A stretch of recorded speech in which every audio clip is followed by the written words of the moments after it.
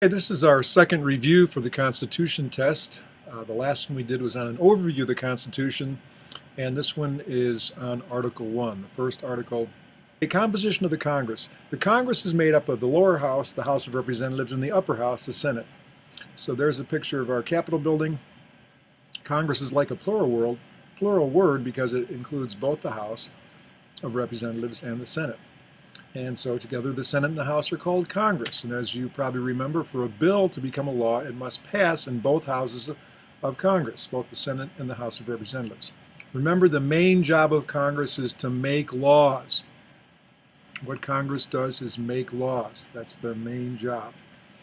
Okay, some facts about Article 1. Bills to spend money, raise money, or borrow money must arise in the House. Bills on any subject can arise in either the House or the Senate. They can start in the House and then move to the Senate, or they can start in the Senate and then pass to the House, except bills that have to do with money. Those have to start in the House. As you already know, Congress has a check on the President. If the President vetoes legislation that the Congress has passed, they can override his veto by a 2/3 majority vote in both the House and the Senate. Yesterday, when we did the overview, we saw that there are 5 principles that are in the Constitution, and one of those is limited government. So here's an example of limited government. In Article 1, Section 8, specific powers are given Congress. Not everything, not the power to do everything, but the power to declare war, the power to coin money, to decide what if we have a $2 bill or a $7 bill. Congress decides that. To set up post offices, to control interstate commerce when you do business between states. And then at the end of that list, in Clause 18, there's a phrase called the necessary and proper clause because it says Congress can do whatever is necessary and proper to carry out its role. That's known as the elastic clause because it heavily stretches the power of Congress. It gives Congress a lot of power to do things, the elastic clause. The next section, Article 1, Section 9 of the Constitution, talks about powers expressly forbidden to Congress. For instance, Congress can't pass a bill of attainder. You can't make a law specifically trying to criminalize one person. Congress can't grant titles of nobility. So if you live in England, you can be knighted. There can be dukes and duchesses. We don't do that here. The Constitution forbids that. We don't want to have the lords and the peasants. And so Congress is prevented from granting titles of nobility. Congress can't pass an ex post facto law. An ex post facto law is trying to make a law that applies to the past.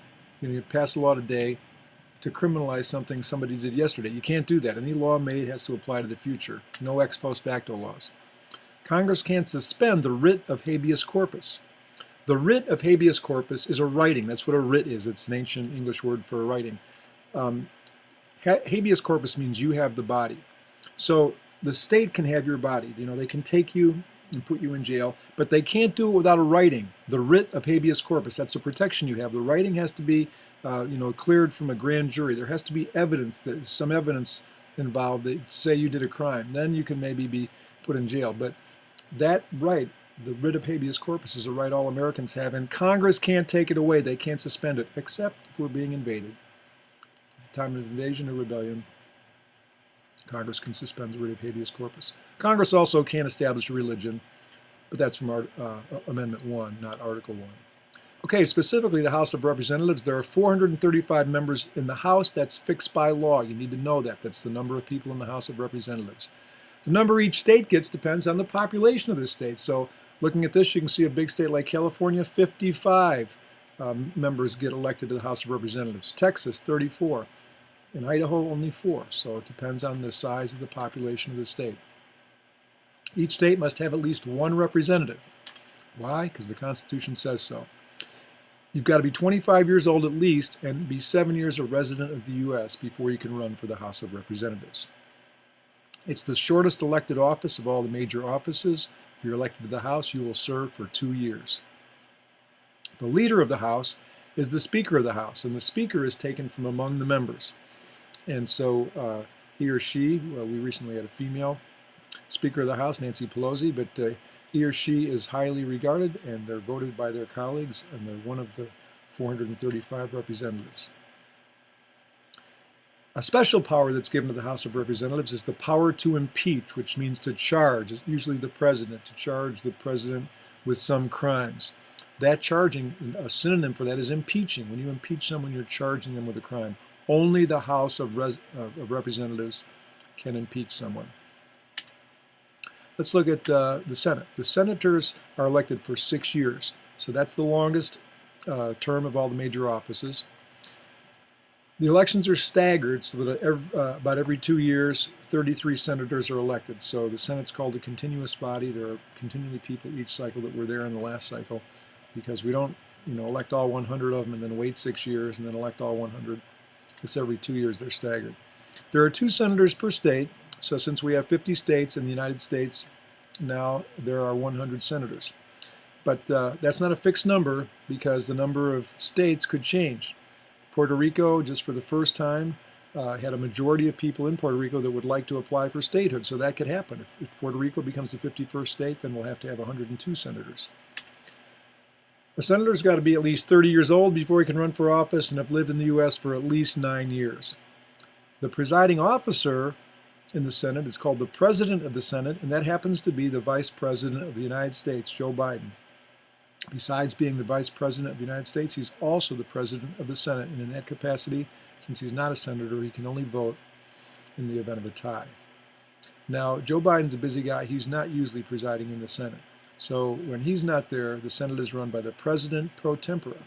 President pro tempore is one of the members, and therefore he or she can vote on legislation. And President pro tempore is sometimes shortened to President pro tem. It means president for the time being, and that's the person who runs the Senate when Joe Biden is away. Some special Senate duties include being able to approve or disapprove treaties. The president makes treaties. When he brings them home, 2/3 of the Senate have to approve them for it to be a treaty. The president also appoints all kinds of people, judges and people that are ambassadors to other countries. The Senate has to approve all of those appointments. The Senate also acts as a jury in impeachment cases. So remember, the House impeaches, and then once that person's impeached, they've been formally charged. Now there has to be a trial somewhere. So the trial takes place in the Senate. The senators act as if they're a jury. A filibuster is not formally written in the Constitution. The filibuster is a practice that's used, and there are rules that govern it, but a filibuster is used when somebody wants to block some legislation. Maybe some legislation is going to come to the Senate. It looks like it's going to go through, and you're a senator. You don't. That's my dog, Levy. And you filibustering, Levy? You don't want me to finish this podcast? So a filibuster is somebody talking a lot.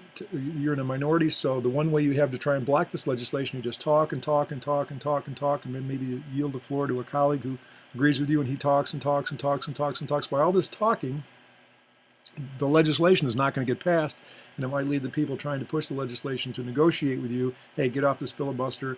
We want to pass this thing. What do you want? What do we have to give you to get this thing through? Filibuster is really kind of an old and archaic way of doing things. The Senate should really let go of it, and they are talking about reforming it right now. But right now, the filibuster can only be done in the Senate, not in the House.